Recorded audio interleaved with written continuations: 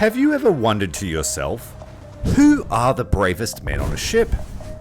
In my opinion, it is those that would willingly volunteer to mount a catapult and be cast from the ship with enough force to break a rib.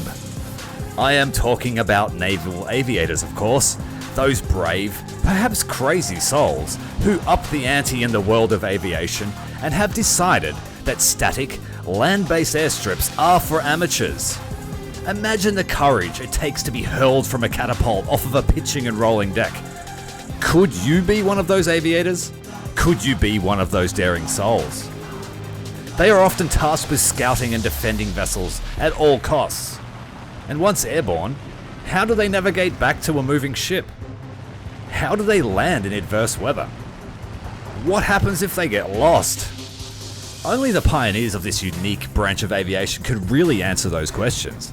In today's video, we're going to explore this unique arm of aviation and have a look at the float planes of WarThunder.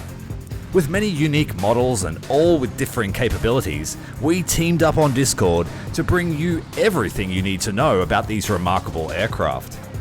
Are you curious about the models available in each nation and their performance characteristics? Are you a vanilla captain that only ever uses them to capture the zone? Do you want to master the art of scout planes? We'll provide a comprehensive list of tactics to help you do just that. So strap in and prepare for takeoff as we embark on a high-flying adventure. Hit the like button, make sure you're subscribed as we prepare for launch.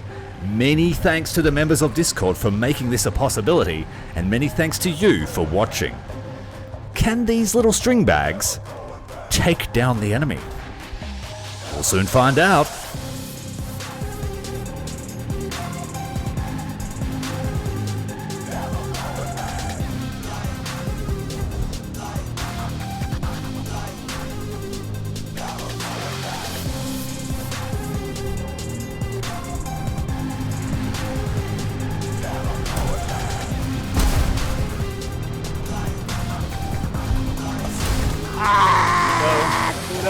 Come on without me, boys!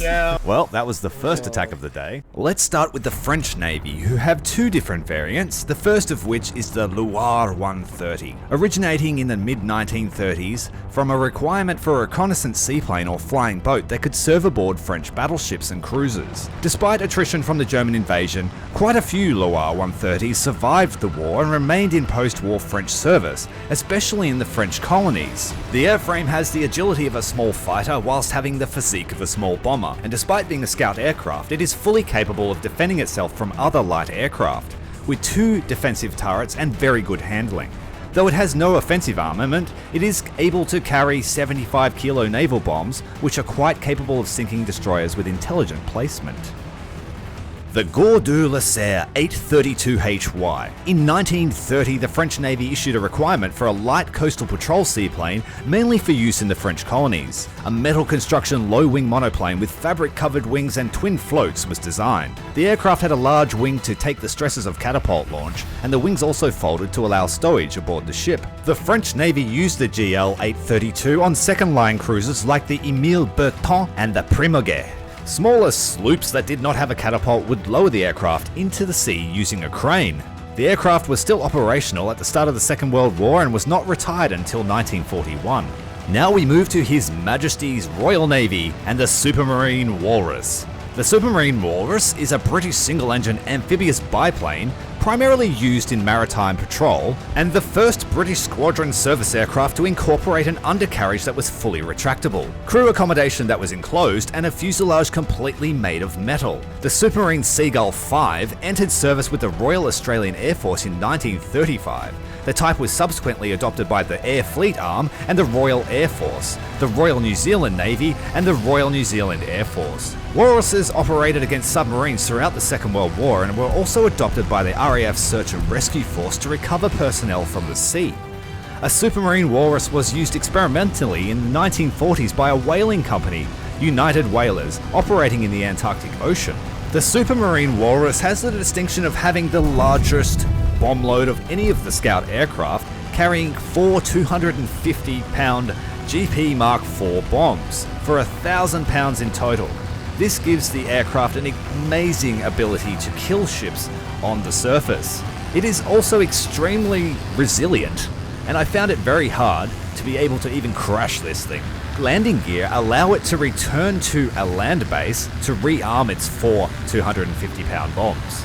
The Hawker Osprey was a two-seat naval fighter reconnaissance biplane developed from the heart, but with additional strengthening for catapult launch. Ospreys entered service with the Fleet Air Arm in 1932 and eventually flew from aircraft carriers, cruisers and other warships.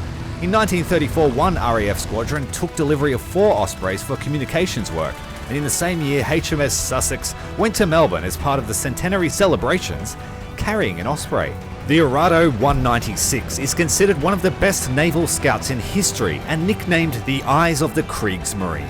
The aforementioned Navy sought a replacement to their existing biplane ship-launched float planes, and the German Air Ministry sent orders out for companies to send their contenders. Arado submitted the AR-196, designed as a replacement to the obsolete Heinkel 60. Arado's Model 196 started service in the late 1930s, equipping German capital ships such as the Deutschland, Scharnhorst and the Bismarck classes. It later distinguished itself, capturing the British submarine HMS Seal. The Arado 196 has the heaviest primary armament of all of the ship-launched scouts, armed with 20mm MGFF cannons. It makes it the perfect close-range interceptor for use against torpedo boats from a safe distance, though the airframe does have poor flight performance with heavy pontoons doubling as fuel tanks. The Imperial Japanese Navy made heavy use of scout aircraft in their naval doctrine, and as such, they have a variety of models available, starting with the E-8N2, Allied reporting name Dave. Designated as the Type 95 reconnaissance seaplane, it was a ship-borne, catapult-launched reconnaissance seaplane used by Japan in the Second Sino-Japanese War and the Pacific War. It was deployed on various capital ships, cruisers and seaplane tenders and performed reconnaissance, dive bombing and artillery spotting duties. Dave is a relatively shy fellow and is only found on the IJPN Suzuya, the least capable of the Japanese aircraft. The F-1M, Allied reporting name Pete, replaced the E-8N2 and served as scout for battleships. It also performed various other tasks such as escorting convoys and gunnery spotting. It had elliptical wings and great care had been taken to reduce drag, with a number of interplane struts and bracing wires minimized. While the F-1M had better performance than the Aichi, it had poor stability on both the water and in the air, so the aircraft had to be redesigned to resolve these problems. It provided the Imperial Japanese Navy with a very versatile operations platform, and is most notable for sinking the motor torpedo boat PT-34 on the 9th of April 1942. The E-13A1, Allied reporting name Jake, was a long-range reconnaissance float plane and one of the most numerous seaplanes of the IJN. It entered service in 1941 and operated from seaplane tenders and cruisers. Later it was used as a scout for the attack on Pearl Harbor, and it was encountered in combat during the battles of the Coral Sea and Midway. It was in service throughout the conflict for coastal patrols, strikes against navigation, liaison, officer transport, and other missions, alongside kamikaze missions in the last days of the war. It served on the super battleships Yamato and Musashi. As catapult-launched reconnaissance aircraft, it had excellent flight performance due to powerful engine and sturdy monoplane design. Its internal bomb bay reduces drag, and the aircraft is capable of excellent dive speed. I would say it's probably the best Japanese scout plane due to its speed and ability to really perform dive attacks. It's able to leverage its momentum and throw the bombs inside the ship, as well as being able to clear the blast zone well before they explode. Its only downside is that it does not have primary offensive armament. The E-7K-1 was a Japanese 3-seat reconnaissance seaplane that was a popular aircraft but hindered by the unreliable engine. The E-7K-2 was a noteworthy attempt to rectify the issue by swapping in a Mitsubishi radial engine. The E-7K-2 was more reliable and powerful with increased speed and performance, and it was used extensively in the Pacific War until 1943. E-7K-1s were relegated to second-line duties, and E-7K-2s continued in frontline service. Both versions were used in kamikaze operations during the closing stages of the war. Alongside the A-13, it is the most common float plane that you will encounter, and it has mediocre performance. The 60 kilo bombs are pretty good, but it doesn't seem to be fast enough to get away from its own explosions. So you need to use altitude when performing your attacks, because if you drop them, you will die. though it has a much better performance than the next aircraft we're about to speak about. Few aircraft have achieved the legendary status of the Fairy Swordfish. This biplane torpedo bomber, affectionately known as the Stringbag, defied all expectations during World War II, proving that even obsolete designs could still make a difference. In May of 1941, 15 swordfish from the carrier HMS Ark Royal were sent to attack the German battleship Bismarck. In atrocious weather conditions with waves cresting over 50 feet, the swordfish pressed home their attack, managing to score a crucial hit against the Bismarck, who was picked apart the following day. Give us a like for the swordfish. Now to the Americans, who have probably given scout planes a bad name. The Curtiss Sock, or the Krusty Sock as I like to call it, was an American single-engine scout observation seaplane designed by Alexander Solar of the Curtiss-Wright Corporation for the United States Navy. The aircraft served on battleships and cruisers in a seaplane configuration, launched by catapult, recovered from a sea landing. The first ship was assigned to the light cruiser USS Marblehead in November of 1935. By the end of the decade, the SOC was replaced by its predecessor throughout the fleet. By 1941, most battleships had to transition to the Vought OS-2U Kingfisher, and cruisers were expected to replace their aging socks.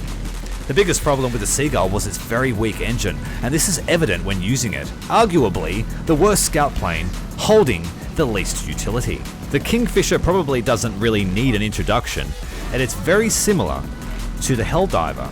It just has a giant pontoon attached. It has a very light bomb armament, and it absolutely pisses all over the sock in terms of flight performance. Now to the Russians, who by all rights really shouldn't have a scout plane, but they do, and it's called the BE-2 or the Kor-1, a two-seat reconnaissance seaplane built for the Soviet Navy shortly before World War II to replace the obsolete Heinkel 55, all-metal biplane floatplane with two open cockpits in tandem for pilot and observer. From the outset, the BE-2 design exhibited serious handling difficulties and maintenance problems, but due to a lack of a suitable alternative, they just built it anyway. As problems with stability were never resolved, the BE-2 was restricted to training and secondary roles, and more often than not was deployed from the land rather than a warship. When the war broke out with Germany, all attempts to deploy the aircraft from a ship were abandoned. It's simply here because the Soviets have nothing else, and it performs as such, marginally better than a Krusty Sock. Now Italy's attempt, the RO-43. Designed to meet the requirement for the Regia Marina for a catapult-launched reconnaissance aircraft, derived from the RO-37 Lince reconnaissance aircraft by the same designer, the RO-43 first flew in 1934. The plane was built from steel tubes and wood, covered by soft alloy and fabric. Lightly armed and capable of 300 km an hour and a range of over 1,000 km, the performance more than met the requirements.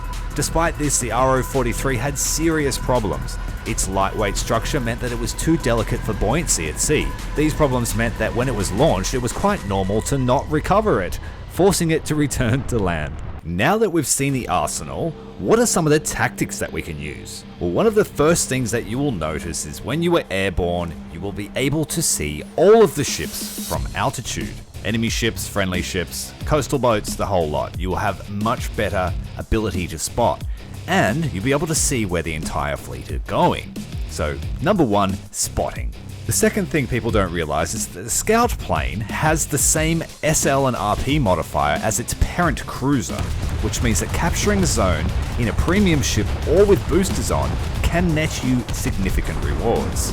So what we've done is we've captured the zone early, we know where the enemy fleet are going, and we've forced them to act. They can no longer just hide and shoot us because we've captured a zone. I was able to launch a significant ambush on this fleet, and we scored, I believe, 5 kills. All from using the scout plane to plan ahead. 4 kills. Knowledge is power, especially when you're grinding events or using boosters to maximize your earnings. Despite cruisers and battleships being quite large, the scout plane offers a unique way of hiding from the enemy. At the start of the battle, if you drop an early smokescreen using your scout plane, you can use it to run to cover. In this situation, we're here again in the IJM Miyoko, dropping an early smokescreen. And now we're just going to stop fighting enemies and take cover. The goal here is to launch a major ambush at the end of the battle, and the scout plane will be a pivotal part of that. I've noticed here the enemy is engaged, so we're taking pot shots at random ships. I have my scout plane nearby, and I'm calling it in because I know that the next clearing that we pass through, I'm going to need this cover. If you maximize your speed, travel as fast as your airframe will let you, and then use the smoke, you can create a very dense smoke screen that'll let your ship pass across quite wide passages. Launching torpedoes through the smoke screen can also assist you in scoring those sneaky kills. The entire team has been focused on the open water fight, and that has allowed me to sneak in very, very close, and Japanese cruisers are perfect for this type of assassination. They have extremely powerful torpedoes, and the 8-inch cruisers have brutal broadsides with the AP at close range. I go into more depth about how to use the Japanese battle doctrine in my other videos, which you can check out in the link above. Now we're launching our assault. The scout plane has allowed us to reach here. Unfortunately, we don't have any left. They did get shot down, but it doesn't matter. We've come within killing range of every single ship. We've wiped out their big heavy hitters, and we've dominated the match. Some maps that still have islands are prime places to be ambushed. The scout plane is your prime defensive tool against such an ambush. Whether that be a cruiser or a PT boat, depending on the aircraft that you're flying, you may be able to directly counter the threat. The scout plane's smokescreen can be used at range from your ship to really block one particular sight line, so you can focus on a particular enemy and get your damage control underway. It gives you just enough time to repair one major damage, which can be enough to win you the fight. On poor weather maps, the scout plane's smokescreen is invaluable, as the enemy will not actually be able to tell that it's a smokescreen there. You will just disappear from their sights. So in maps where the shooting starts straight away, like I said before, drop that smokescreen for your whole team so that you can get to cover. Take advantage of the weather. Cruisers equipped with scout planes usually also have a smokescreen, so use your plane's smokescreen and your ship's smokescreen in tandem to constantly keep your ship covered. This is invaluable in naval EC. It will keep you alive. In this particular match, I was getting focused down by a cruiser on the other side. I dropped the smokescreen and he lost me. Your teammates might not always listen, but use your scout plane to warn them of threats. I've noticed here a German torpedo boat attacking the Atlanta from behind. He didn't heed my warnings, but I still got revenge. Always watch the fuse. Those low-level bombs will kill you instantly. If your ship is sinking, you can abandon it. If all hope is lost, leave the ship in your scout plane. Once it sinks and dies, you will have 1 minute to do something about it. Whether that be get revenge, capture a point, you've got 1 minute. They say the captain goes down with the ship, but not in WarThunder. The captain leaves on a scout plane and does his best to try and balance the match. I don't have a clip of it. I swore I saved it, but I lost it. There was one time I was about to die by Kaz. I dropped the scout plane, the ship exploded, and I used the scout plane to capture the zone that I was sitting on previously. The team were angry, but I was happy. The accursed circle map. Sometimes the scout plane is literally your only form of cover. So keep it alive and keep it close to you and your allied fleet. You can use the scout plane to creep around the map, even in something as large as a battlecruiser, and smash everybody from the rear. It's absurd how many times I've been able to sneak a Kronstadt or an Alaska into the back lines on a circle map, as you see here, well outside the defined battle zone. I mean, what kind of naval captain fights in a ring? Come on. Anyway, you can see here it's quite effective. I used my scout plane. She's lost, but I got to the rear of the match, and I in fact won the match with 9 assists and 3 kills. Because in WarThunder, it's all about how much damage you do to the enemy, how useful you are to your team, and putting yourself in the right place. That's how you get good mission points. I'll just reiterate the bad weather thing. You will disappear if you use the scout plane in bad weather. You can stop an entire team focusing you down by this one simple trick. There are a few other tactics that can be used, but we should keep those a little bit secret for those of us that have a playbook. I'm kidding. If you think I've missed something or you have your own sneaky tactic, leave a comment down below and share it with the world. Make sure you're subscribed. Commander Tyrael, out.